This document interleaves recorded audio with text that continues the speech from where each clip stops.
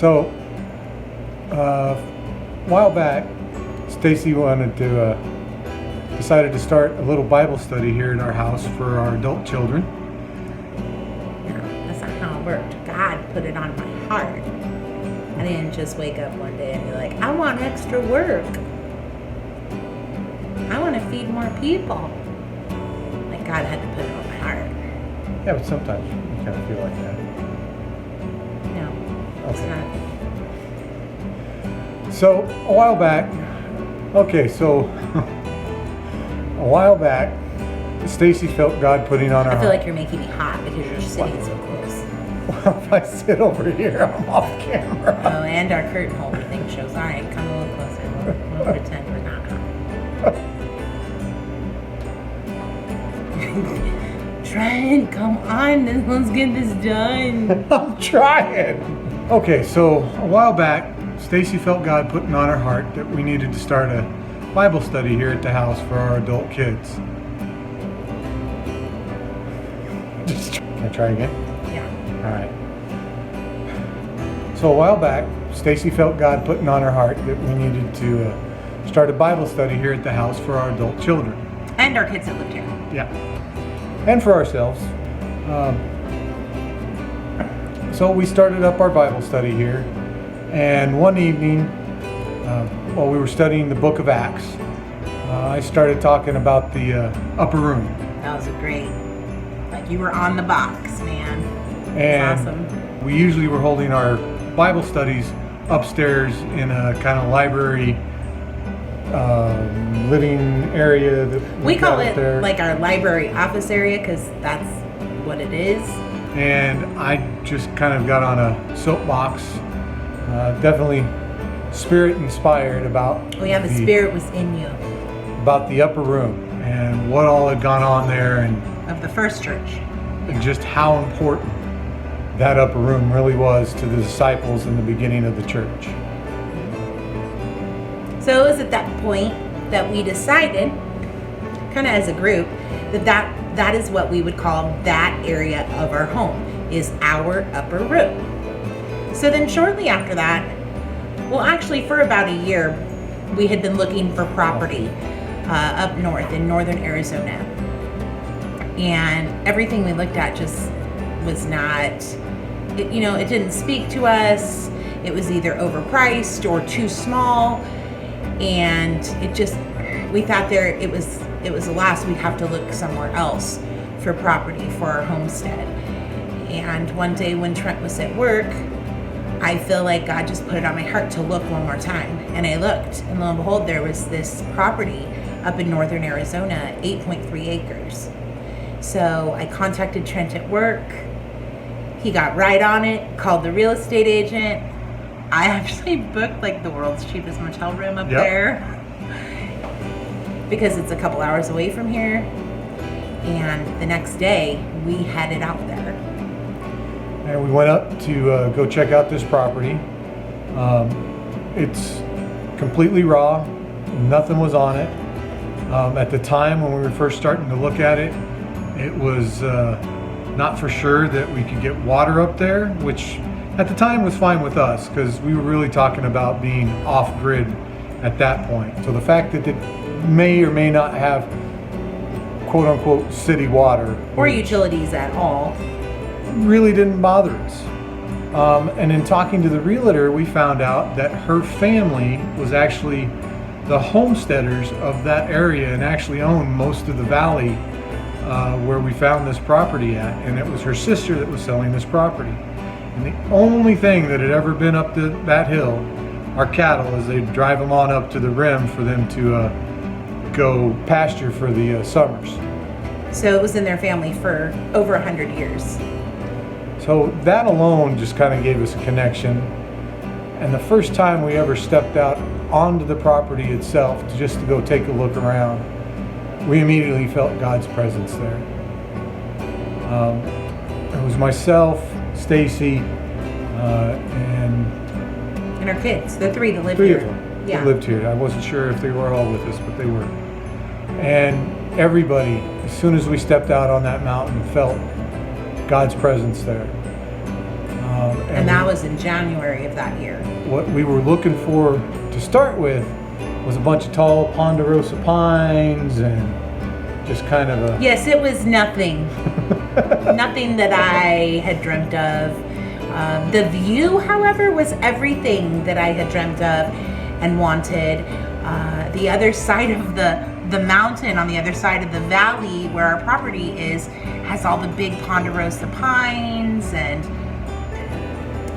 ours was tundra. Well, Connor even said at first, "Mom, this isn't our property. I want pine trees."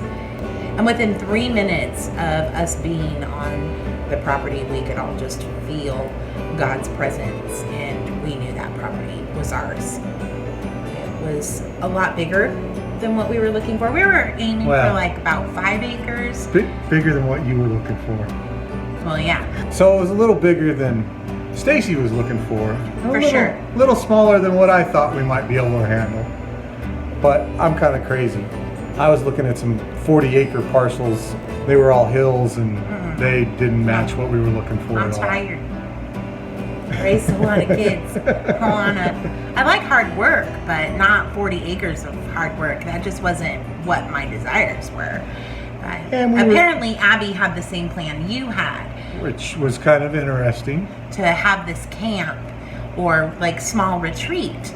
And I was like, no, I don't think so. Like, I wanted an escape room is really what it was. And God told me years ago when I had gone back to school, he said, your degree is going to be in biblical theology and all this other stuff, and you're going to share my word with people. And I was like, okay. Like, I obeyed. I went to school. I did that part. I finished that deed. But that was like 20 years ago. And here I sit. So here we are on the mountain, and God was speaking to us like crazy. We held hands. We kept our eyes open. Like, I think probably the first time I prayed with my eyes open. And I couldn't take my eyes off of his beauty, of the valley below us. And we all held hands, and we worshiped him with song and praise, and we prayed, and we cried. And when we turned back around, the property is filled with manzanita. But when we turned back around and started walking up the hill towards our car, like, all the brush was just glowing. And God was telling me, I'm here. I'm here. He told me a lot of other things too. He told me to go home and write a book. So you did. I did exactly how he told me to. And I haven't really ever been good at obedience. And but I'm trying. She only wrote when he told her to write. Yeah. And followed every little thing that he was telling her. And we tried to pitch in and pick up and let her write when it was time to write, and have time to rest when it was time to rest. He told me 2 weeks, and it actually went live. We were in church worshiping, like, right when it went live. So I know everyone thought, I don't know if she was filled with the Spirit or what's going on, because I was jumping up and down, and it was crazy exciting. That was shortly after we got back, after first looking at the mountain. During the next 6 months. Well, we thought, because we still have our home in the valley, and just not knowing if I would have to keep my home at this point because of my fibromyalgia and the cold winters up there, we were just trying to figure out how we were going to fund it, and we thought it was the book, honestly. 6 months went by, and we became pretty close with the owner's sister, who was the realtor. So they said we could go up whenever, and we called it prayer and picnic. And we would literally drive up for the day. We would just explore, and we did not own this property. Like, it was not ours. But God just kept calling us back up there, calling us back up there. And at one point, he told me I was sitting on a rock, and he told me, you're going to have a camp, a retreat here someday for people to come who don't know me, for people to come to get to know me more, and for people who don't even want to explore that avenue in their life to come and relax and just recoup and feel loved. And he said it's going to be flourishing in 10 years. And, of course, I waited to tell Trent on the way home. And he also told me what we were going to pay for this property. That at the time we were like, there's no way we can pay the asking price. About 6 months, that June of that same year, after we'd seen it in January, we got a call from the realtor that there was an offer on the property. And God made everything possible. And I told Trent, I said, we have to offer. We don't know what these other people are offering. Nope.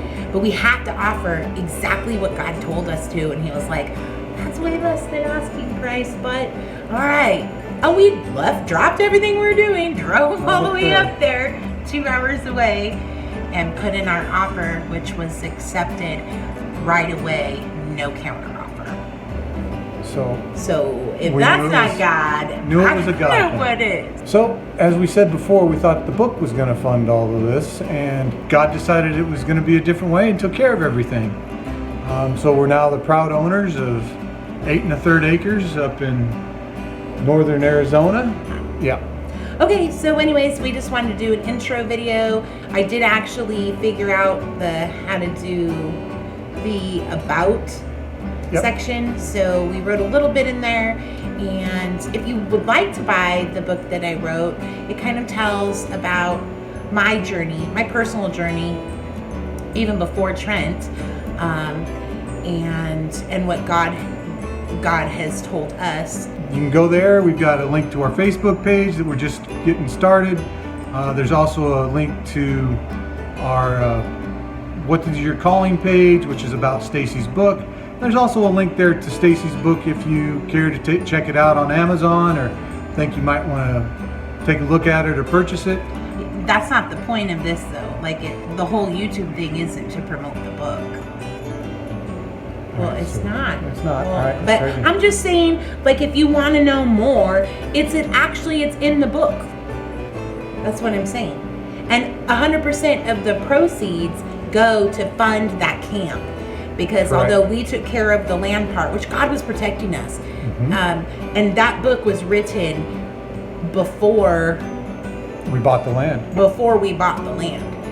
So, although the front cover is a picture of our land or the view from our land, it was finished, and like we said, we thought it was going to fund the land, but God had a different plan. Proceeds still go to completely build the camp that we're looking at doing up there. We're looking at having to build some cabins and a lot of infrastructure and other things to have people up there with us.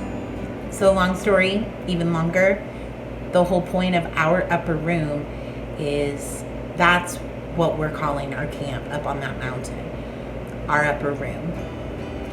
And so that's our upper room homestead. That's where it came from. So we appreciate everybody. We thank you all for watching our videos, sharing in our lives.